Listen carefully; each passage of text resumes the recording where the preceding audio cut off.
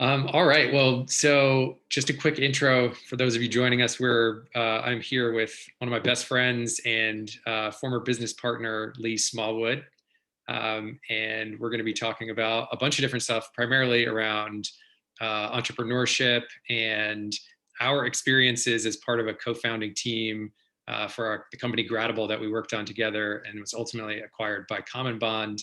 But this is the first conversation I'm doing as a podcast for my newest venture, Makers Incubator, Makers Inc.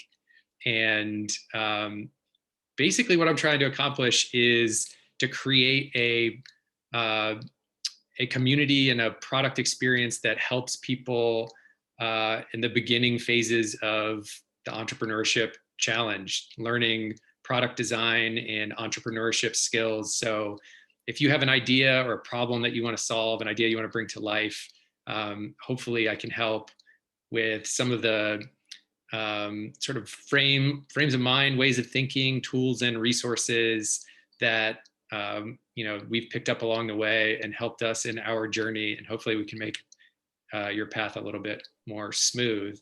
But to kick it off, maybe Lee, if you want to do a quick intro of who you are and sort of your past experiences.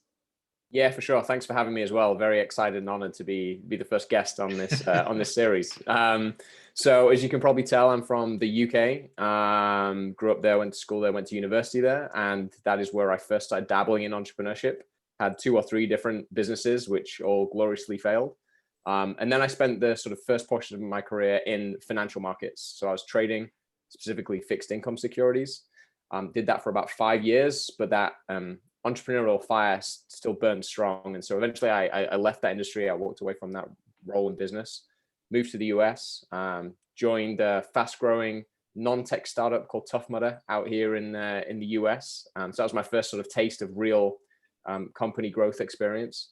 And then obviously we came together and co-founded Gradible, and that was the next sort of major chapter of the career. And then since the acquisition to CommonBond, I've gone back into financial markets, but more in a strategic role, the COO of a financial markets business at an investment bank here in the US. So happy to talk about any or all of those experiences.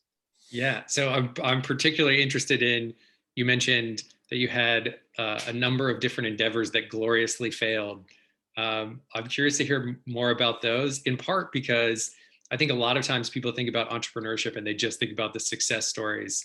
And I think part of what I'm interested in is bringing to life and making it more clear to people that failure is such a big part of the process.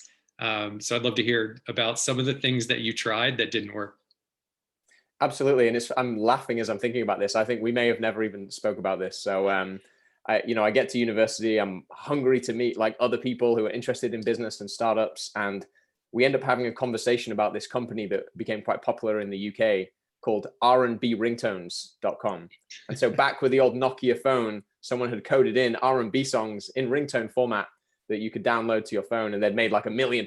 And that was amazing to us. And so a couple of my friends who were interested in that, we came together, like, we're here in London, at university, we should start a business. And so the first business that we started was called the studentdirectory.co.uk. And what we observed, looking back now, the problem we observed was that, people come to university, to a town like London from all parts of the country or the world, and they don't know where to eat or where to go drink or where to get their school supplies from or whatever it might be. And so part of this was to build awareness for people coming to London for the first time to university. And on the other hand, we felt like all of these businesses, surely they would want to promote to these students. They've just got student loans, they've got disposable income, they're not encumbered by their parents for the first time. And so we tried to bring them together. And so we built our first website in Front Page. I remember vividly learning that and trying to figure out how to get that work and get that live. I remember actually putting affiliate ads on the website to make it look more legitimate, which seems crazy now. But without ads, it didn't seem like a real business website. So we had an Apple banner ad on the website. And then we went door to door. We literally walked door to door in London and went into restaurants and bars and asked them if they'd like to be on this new website and offer a discount. And the first time someone gave us a crisp £10 note to be on the website, it was, literally one of the best business successes that I can remember. That's so funny. Do you remember when people turned you down and said no to your offer? Do you remember what their reason was? I think back then it was people didn't even really know what the internet was or what a website was. To be perfectly honest, who are these kids? Who are these chancers walking around trying to take 10, 20 pounds out of my account? So I think that was the main reason. But back then we weren't thinking about problem validation and how to go back and improve our offer. We were really going on instinct and enthusiasm and excitement. And getting told no wasn't a big deal because there was 10 more restaurants down the same block. So off we went. Super interesting. And so you ultimately you studied math and economics. Yep. And got into trading. And then so you mentioned you ended up working at Tough Mudder. I'm curious, like how did you make that transition from a sort of large company like finance background to getting into like breaking through and getting into a startup? Yeah, it was quite fortuitous, actually. One thing that attracted me to trading was it was very much like running your own business. You have your own P&L, you're kind of in control of your destiny. So that really attracted me to the role. But what I think I found over time was working in that organization, particularly with this sort of youthful enthusiasm, it could feel quite restrictive, bureaucratic at times. And I just find myself more interested in evenings and weekends. I mentioned there was a few different businesses that we tried to build, and I was still working on another one, a career advice app. After spending a day at, what had been my dream job growing up and being at university, getting more excited to go and talk to students, about career opportunities and things like that. So I realized for my own passion, something was off. There was a website called escapethecity.org that specialized in content and job opportunities for people who were lawyers, bankers, management consultants who wanted to kind of leave that work and apply those skills to startups. And I remember one day the email came in with a top 10 opportunities. It was to build new business development and strategy at this company called Tough Mudder. I loved running. I loved the idea of the event. It was a really small company, I think 10, 20 people at the time. And it was in New York. And for, someone who grew up in a small town in the north of England, it seemed like a dream opportunity. And so, that's where it came from. I then did my usual thing of trying to do some diligence, of trying to find out who the founders were. And it turned out we had some mutual connections. So I spoke to them and managed to get an interview. And the rest is history. The next thing I was on a plane moving to the US. That's crazy. And you joined at what, if I remember correctly, it was like under 50 employees when you joined? It was right around 30 when I finally was able to join. There was something of a gap due to the timing with getting visas and things like that. But I think it was right around the 30 people at which point I joined. Which is crazy because your first startup experience was part of, like, people talk about with startups like a rocket ship experience in a lot of ways. So part of the reason I know a lot about the sort of lore of Tough Mudder is Lee worked at Tough Mudder, but he met my best friend from growing up who ultimately founded Gradible with us, Pete Wylie. And so both of them were working at Tough Mudder at the same time. That's how they became to know each other, become friends, and build a working relationship. But it truly was sort of a unique company experience in that, well, that maybe there are multiple companies that have that kind of growth and success, but Tough Mudder seemed to be unique because it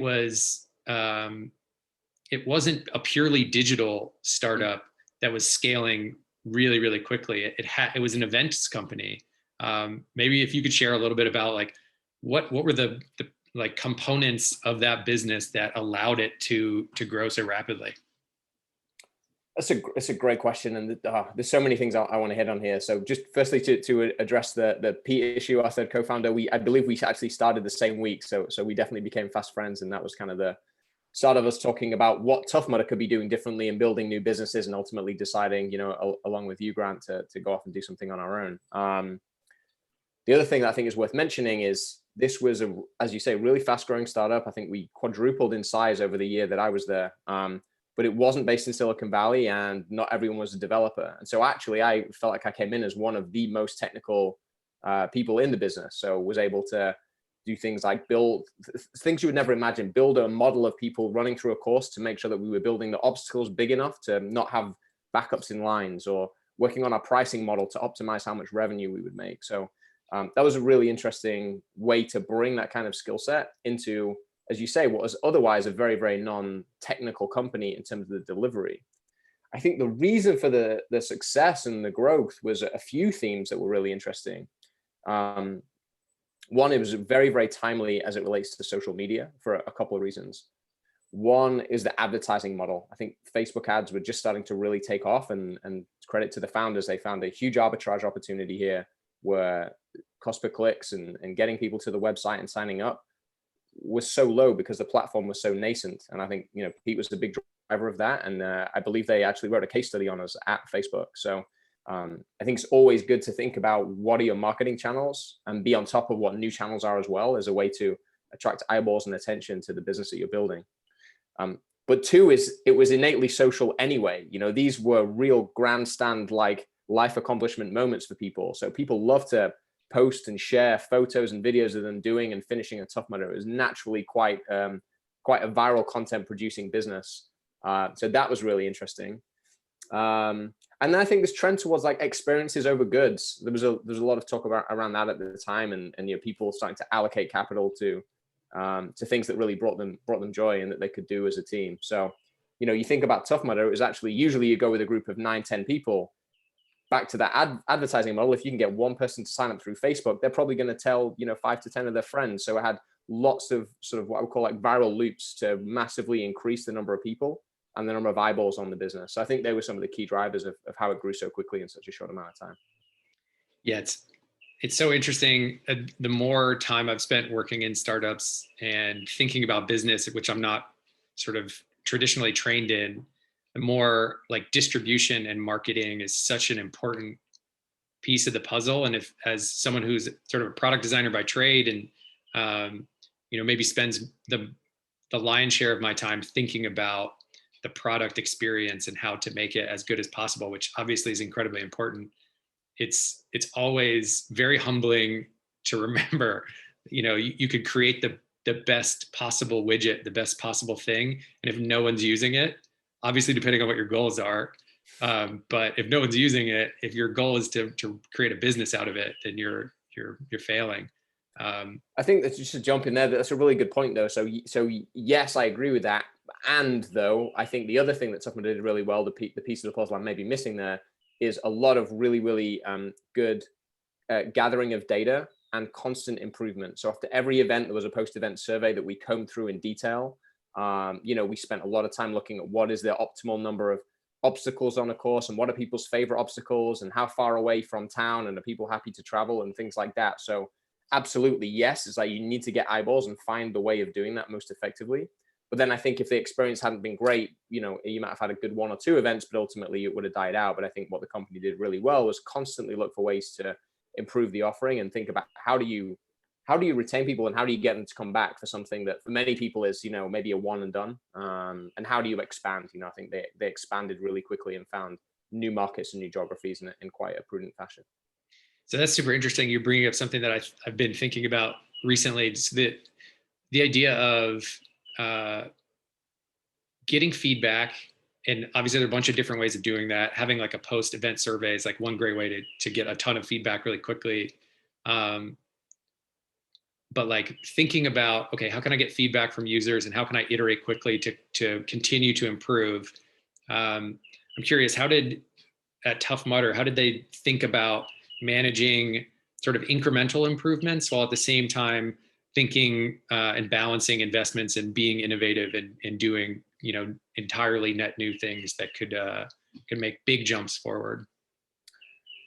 Very interesting. I would say they really did focus on the core product and the core offering. And if I speak freely here, I think that was absolutely amazing and a massive competitive advantage for the early parts of the company, and probably created some barriers to growth later down the line. I think the efforts on improving the core product were so laser focused that it created really a market leading product that had, again, natural virality in terms of awareness. So that was great. I think, looking back, being critical of myself even is, probably should have pushed harder for truly net new innovations, as you mentioned it, and we did do some of that within the confines of the core event, with new obstacles and working with consultants on that kind of thing.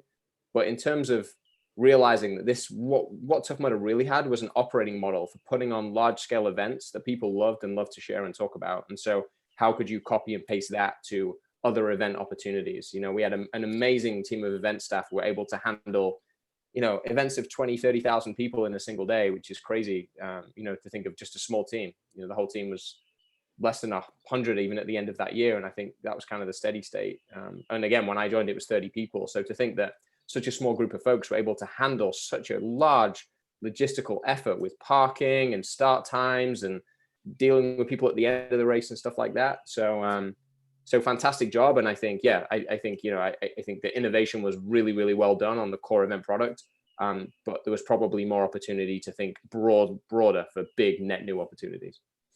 So I'm curious if someone is listening who is thinking about doing their own event business, any advice you would give to them about something you learned that you didn't expect, or something surprising around some of the challenges or opportunities of running specifically an events business?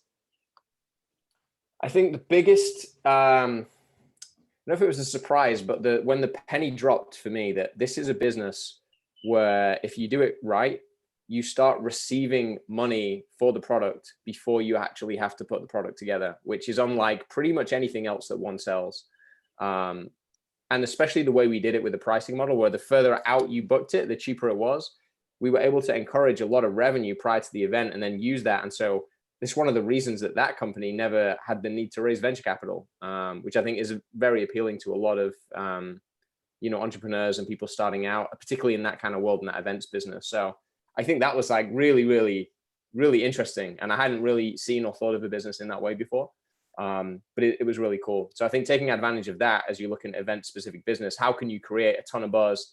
How can you, even with low ticket prices, you know, get people to start signing up ahead of time to let you figure out what you have to work with and how big you should build it and those kinds of things, is really cool and really interesting.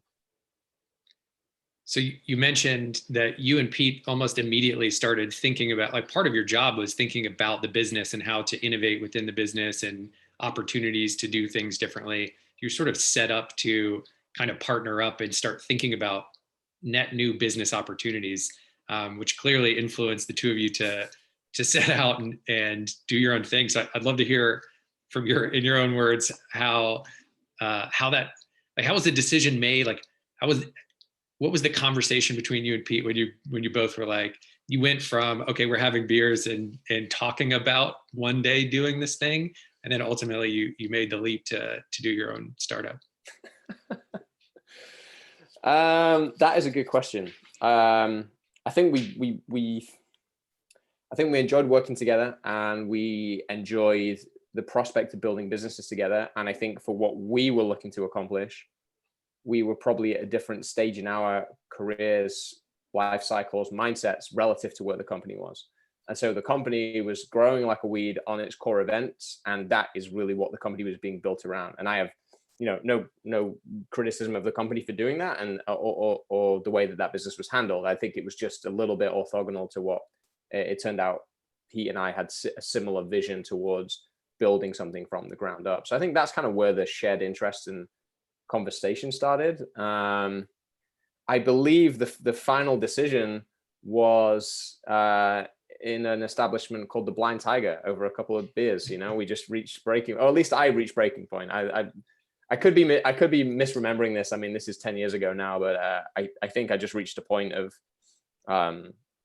you know, not really knowing where I wanted to take this current role that I had, and seeing just massive opportunity and all the learnings that I'd had, and thinking, you know what, it's time. And if I don't do this now, then maybe I never will. It felt like a good time in terms of market opportunity, in terms of, you know, my current life situation. And yeah, I mean, we can definitely get into advice and things like that, but definitely I wouldn't do that again. And I don't know if that's like a stage of life situation, or, you know, I think there's broader lessons around like doing diligence before pulling the plug. It's not necessarily prudent, but I think for me, I felt like I can't have my mind on anything else. It needs to be a clean slate, and now is the time. So that's the way I remember it, but I'd be curious if Pete remembers it the same. So yeah, it's super interesting. You're bringing up a little bit of the early stages of Gradible, which were not Gradible for quite a period of time. Mm-hmm. It sort of touches back a little bit on the theme that you brought up at the beginning around glorious failures. Like, you hear the metaphor of like jumping out of the plane and, assembling your parachute on the way down, or whatever metaphor you want to use, is a pretty apt description of what the two of you did. And then ultimately, once I joined, we hadn't quite nailed down exactly what it was we were going to be doing. And we're spending a lot of time thinking about, at least in the early days, of event-like businesses that, were followed a similar model to what you guys had seen at Tough Mudder, and could potentially leverage some of the advantages that business was leveraging. At what point do you remember, sort of, like, I'm trying to think about it, but I can't think about the specific point where we transitioned away from, like, hey, maybe an event business isn't what this has to be. It could be something else. Yeah. I feel like I remember that vividly, and again, long time ago. But my recollection is this: I think we'd had some moderate success with music events that were mostly local, and so I think the realization that one thing that large events businesses do really well is just the economies of scale.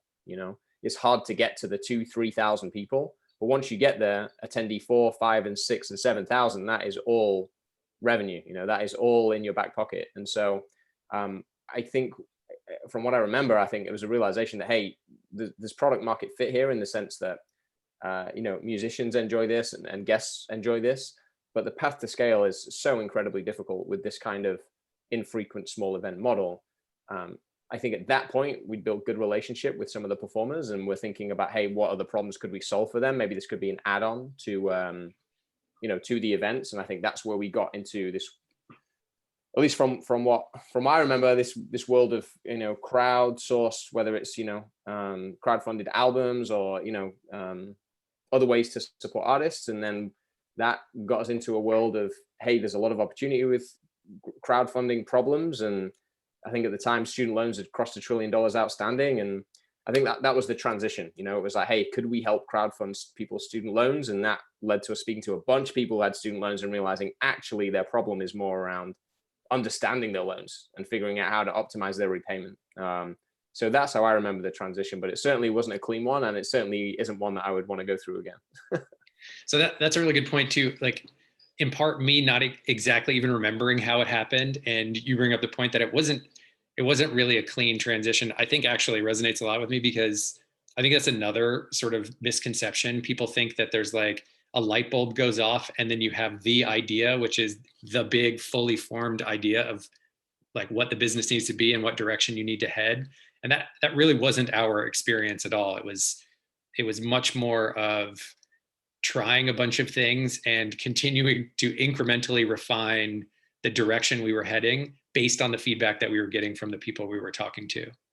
Exactly. And I think that's, I think there's a lot we did wrong, and a lot we would do differently again. But I think one thing that we did right that I would encourage all entrepreneurs to do is follow the data, like follow the customers that you have, and really try and understand their problems and build solutions to those problems. And it probably took us longer than it should have done, but I think we ultimately got to a place where we were really solving people's problems, and that is ultimately what a business is built around.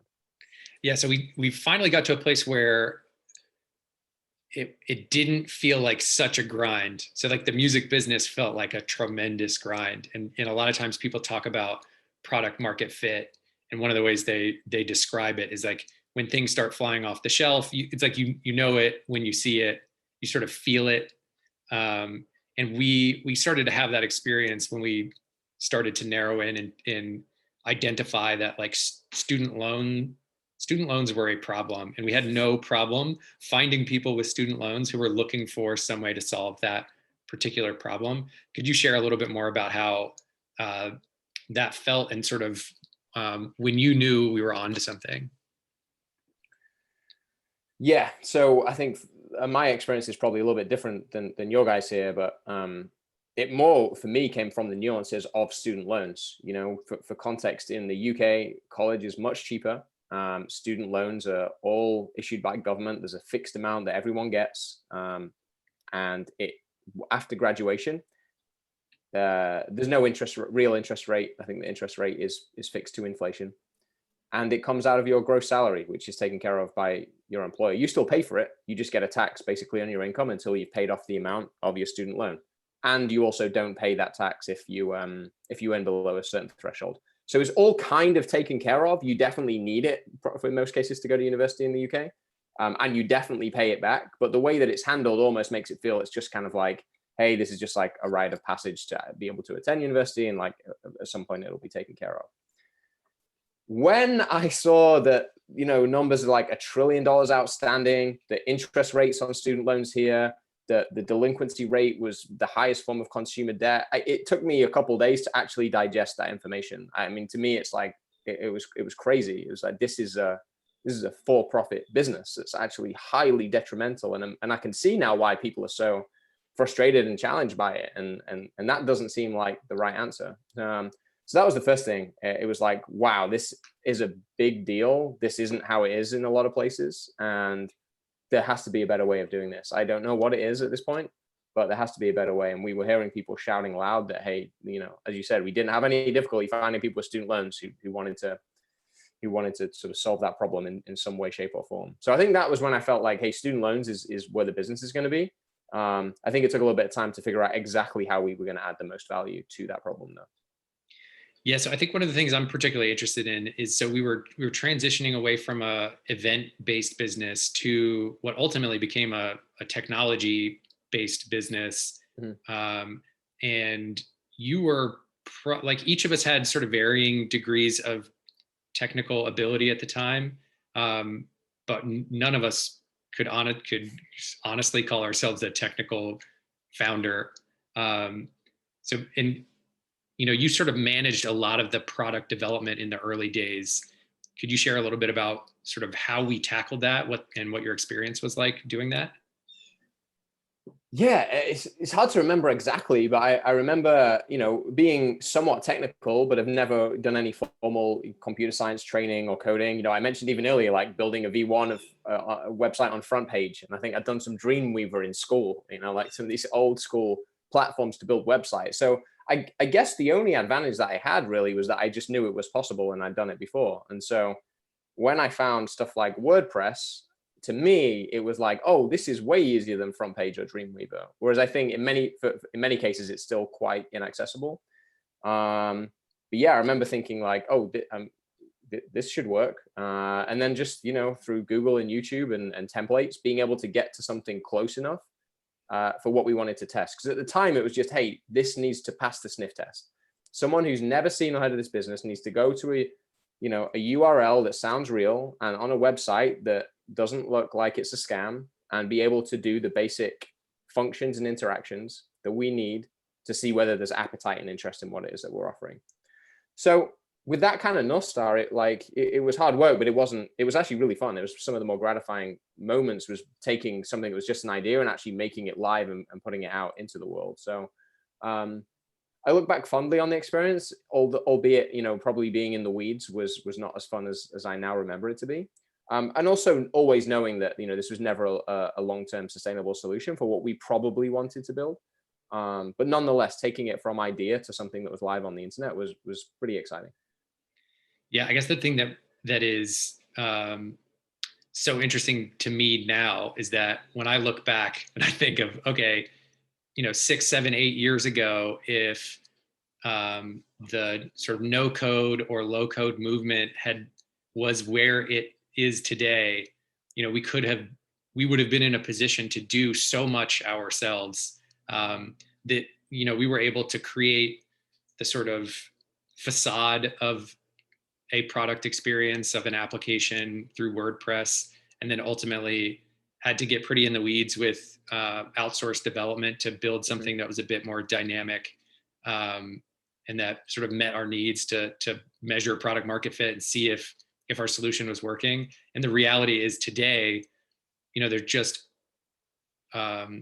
dozens of companies and tools that are pushing forward on creating very usable product experiences that help people build quite complex applications. And it's just a very exciting time if you're an entrepreneur, because there's really no good excuse for not trying something, building something and putting it out in the market and seeing if people engage with it and seeing what kind of feedback you get back. It's such a good point. And so I think that, as I reflect on our experience, one is, it took us a while to get to the student loan piece. And I think we probably, and I'll speak for myself here, could have done more research and identified that market and the opportunity much more clearly, like on the side, on evenings and weekends before leaving a job, and really refine the idea and understood the problem that we were trying to solve. So that's number one.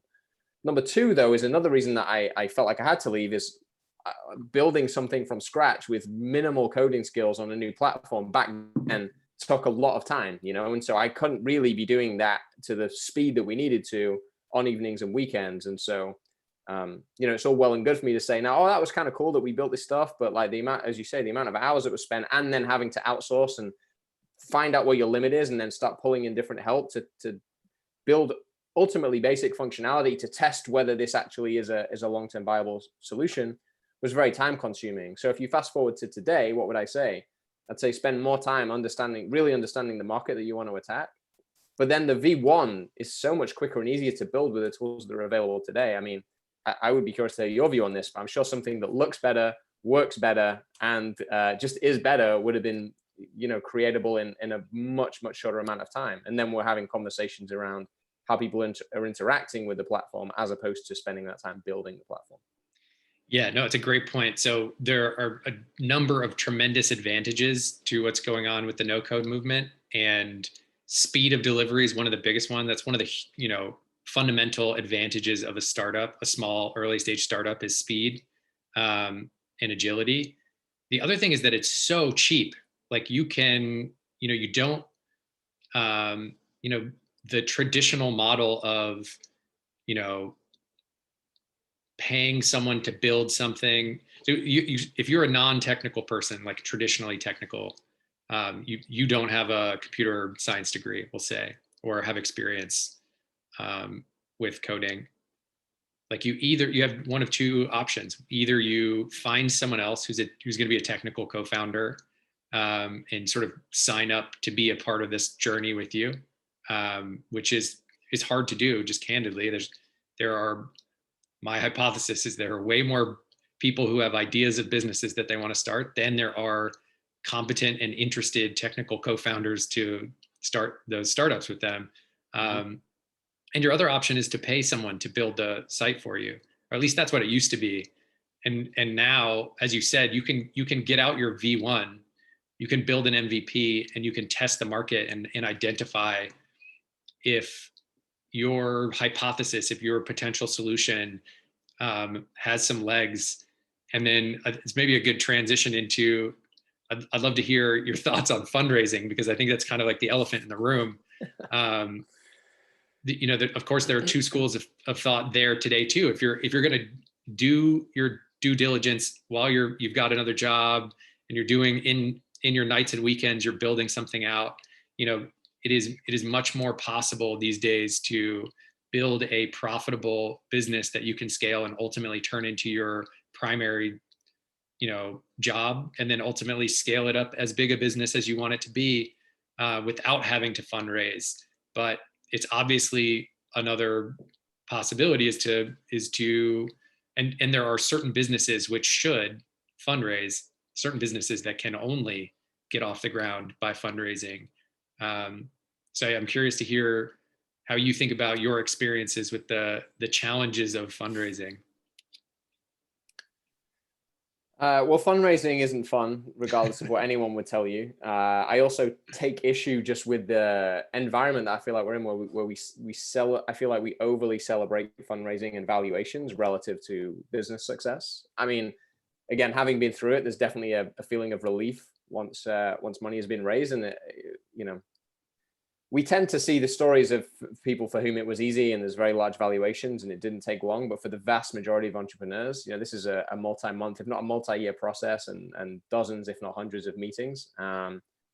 And we were warned about this by other entrepreneurs and founders. And I think everyone who's, irrational enough to want to start a company, a venture-backed company, doesn't believe it will affect them. But, after 50 people telling you, no, your idea sucks and you should go back and get a full-time job, like it starts to get to the best of us. And so one is, I would say, it's not easy. And I think that's really important for people to know before they embark upon doing it.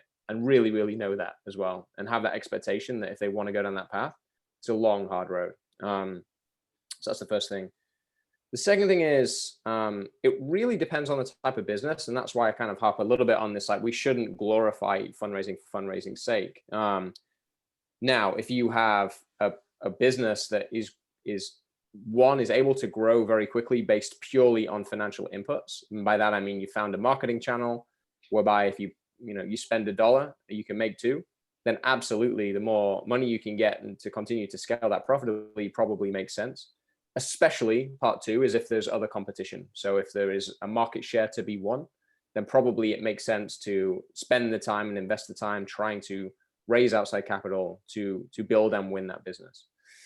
But that being said, it really depends on the founder's goals and the founding team's goals. And I think that is the default. Whereas I think more conversations need to happen about what are we actually building this for? Is this to build $100 million or $1 billion company or take a company public?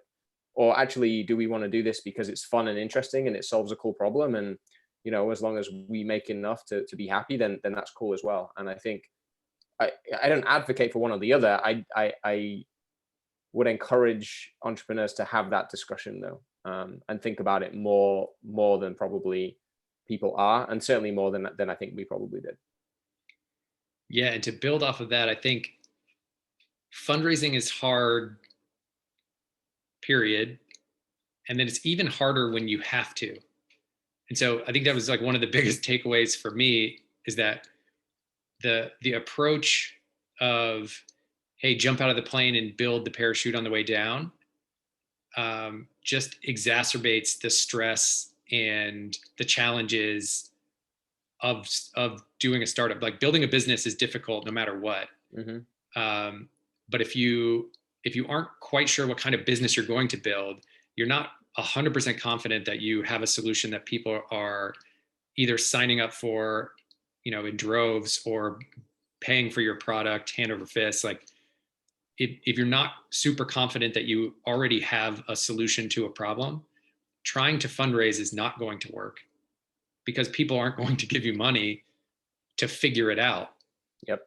And I think that was one of the challenges for us, is that the early days for us were super stressful because we were trying to figure it out and fundraise at the same time. And you learn that lesson the hard way, which is people will happily talk to you about your ideas, build that relationship, and pat you on the butt and say, come back when you've got it. Yep. Because they're always going to be sitting there waiting to invest once you do have it, and you need it now, but it becomes just a tremendously taxing thing to be spending your time on that isn't actually pushing the business forward. And so you end up splitting your time, and it is incredibly stressful. And as you mentioned, it can be demoralizing. So yeah, like my biggest piece of advice here is, make sure that you, at the beginning, when you have a clean slate, you get to make all the decisions about what kind of business you're going to start. What are the requirements?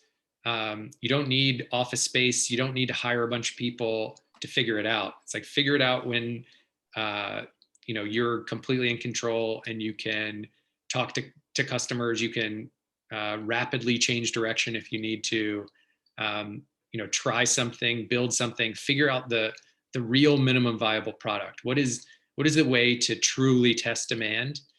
And if building something seems like completely outside of your skill set, there are lots of different ways to validate a concept without having to build a technology product, even if eventually you're going to want to build a technology product to support that business. And if you do that stuff ahead of time and then go out and fundraise and can point to, this is the customer problem, these are what customers are doing, this is the amount of money people are paying me right now to solve their problem, that is worth, its weight in gold when you're trying to then get someone to give you money. Yeah, absolutely. And I think like growth solves most problems, like that's gonna, if you have a revenue generating business, that's gonna bring you in the funds you need to not necessarily need to raise or not need to raise it as quickly. But similarly, like if you're looking to attract VC attention, a lot of these VCs, if you think about it, they're sat looking for the next gem, right? So a lot of them are crawling through Crunchbase and TechCrunch and VentureBeat and looking for fast growing companies. You know, they're especially some of the more junior folks, like that's what they're staking their career on. So actually, if you're able to grow and really solve a problem, there's a decent chance you're going to get inbound anyway. And I think one of the challenges is you end up in this situation of the hungry don't get fed. You know, if you're going around and having to ask, well, as you said, like maybe you've overhired or your plans are too capital intensive for where you are. And then there's additional pressure to actually, we need the money, as opposed to, hey, we're growing like crazy. If you guys want to invest, that's going to let us grow quickly and you have a good chance to get on the, on the horse early. But if not, that's cool because we're growing anyway. And so, yeah, build something that people want, and that will keep you in the right direction.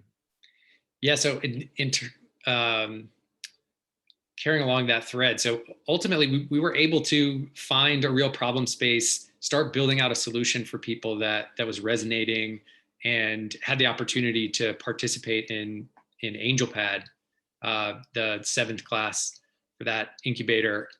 You want to share a little bit about that experience? Yeah, for sure. So for people who don't know, AngelPad, as you said, is a startup accelerator or incubator. Follows a very similar model to Y Combinator or TechCrunch, probably a little bit better known. I'd say AngelPad was a little bit more selective, smaller classes, less frequent classes, typically 10 to 12 companies. And so, you join, I think it was for 12 weeks, and in exchange for some capital and a portion of the company ownership.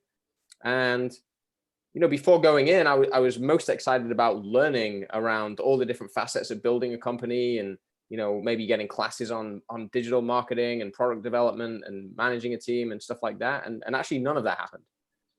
But what ended up being really useful was meeting other founders and being able to talk through problems with them and commiserate with failures and share successes, and also the alumni, other people who'd been through the program and also on hand to be helpful. The network was truly the most valuable piece. And so functionally how it works, you go into this co-working space and you sit there and try and build your business and have office hours with other entrepreneurs once or twice a week, and maybe some events, maybe some previous class members who are founders come in and talk to the group.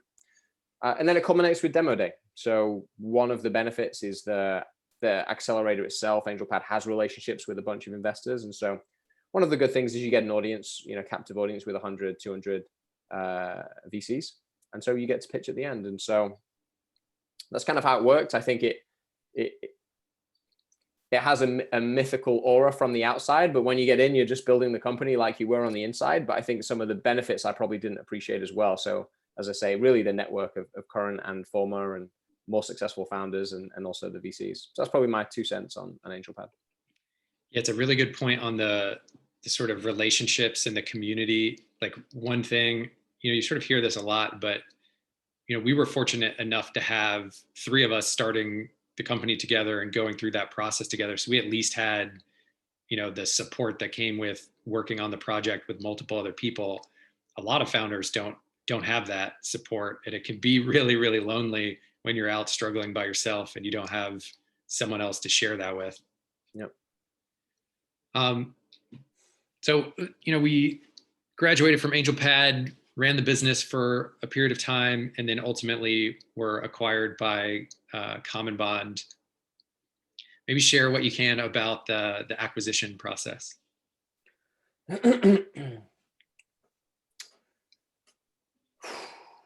All this stuff is hard, is mainly what I would say. All this stuff is hard and takes longer than you think, whether it's starting a company, raising outside capital, going through an acquisition. I mean, I will say we were lucky that that we had interest from multiple firms, and they just came at a similar time, which was really fortunate. So whilst it was opportunistic, we were able to run something of a process, which I think is always helpful. Obviously, for whatever you're doing, it's the same with raising investment. If there's multiple investors interested, then you're probably it's probably going to be a little bit easier. So that, I think that was fortunate. I think learning experience for all of us. The level of diligence is quite significant, and learning about data rooms and the kind of documents that we have to share. That was a new and interesting experience.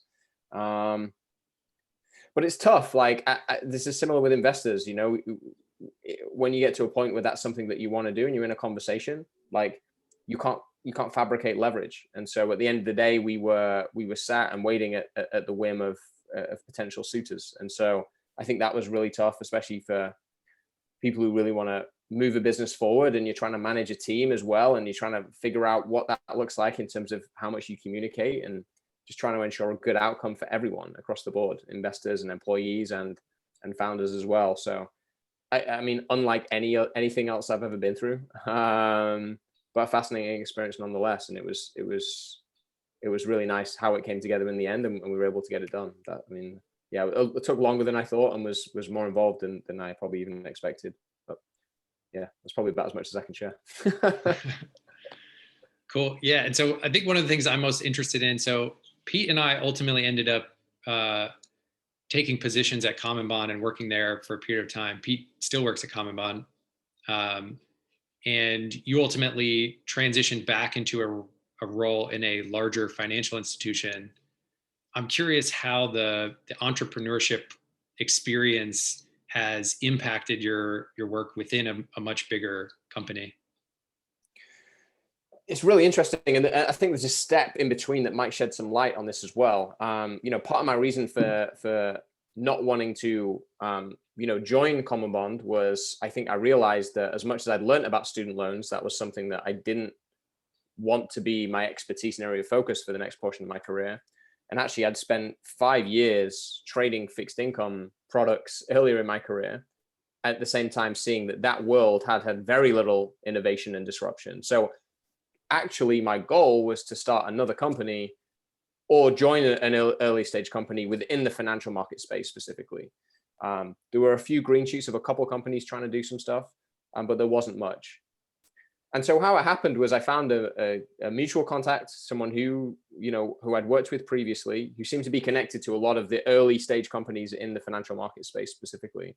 And so we went for breakfast, and I talked to him about some of the ideas I had and asked if he'd make some intros. And at the end, he was like, "Hey, you should just go back to a major bank, because ultimately there aren't many people with that combination of experience from both trading and then entrepreneurship." And so it wasn't something that was necessarily premeditated or that I was actively looking to do. But when the opportunity was laid out in that way, I thought, maybe this is worthy of a conversation. So that's how I ended up back, seeing the potential to apply a startup mindset within a large organization, having had experience in a large organization, so being able to prepare a little bit more for some of the bureaucracy and the challenges and the slow movingness of those kinds of companies.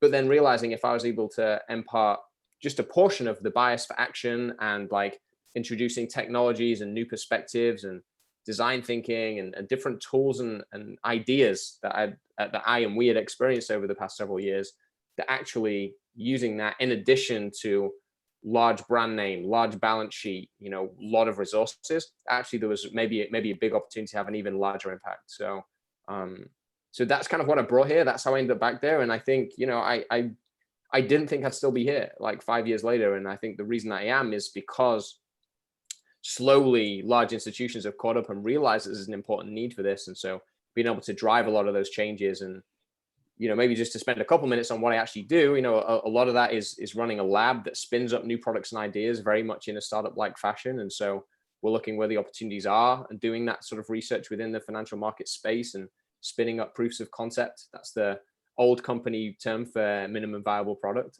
And then also just thinking about how we can take our business into the future.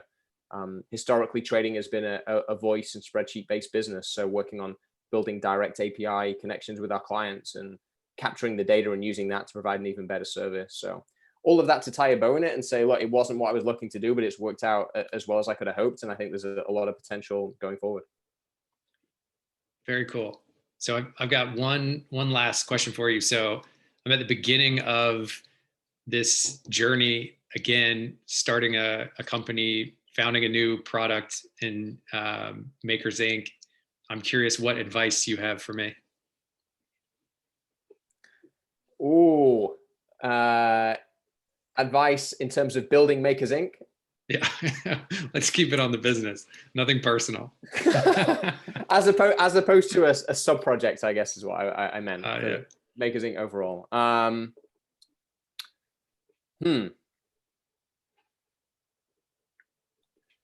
The first thing I would say is consistency. I really hope to come back for episode 100 of this and see that it's just carried on going, because I think consistency is the single hardest thing in business, with ideas and showing up and moving things forward. And it's really the mundane tasks, or the schleps as we call them, that I actually believe differentiates people. So continuing to do the hard thing, and it's not even always hard. Maybe it's just boring or annoying or like a stone in your shoe. But I would say, if you believe this is the opportunity, then double down on consistency and keep doing it. And I think you and I both know sometimes it takes a long time for the fruit to bear, but as long as the roots are growing, like ultimately it will get there. So that's the main thing I would say is, be consistent. I would say, what else? Everything else you already know. We had the same education in startups. I think be iterative and seek feedback and act on that and keep building and keep going. But yeah, consistency. Awesome. I love it. I will commit, if this gets to episode 100, you are definitely guest 100. I would love to be. Awesome. Lee Smallwood, appreciate it, man. It's been a pleasure. Thanks for having me. This was awesome.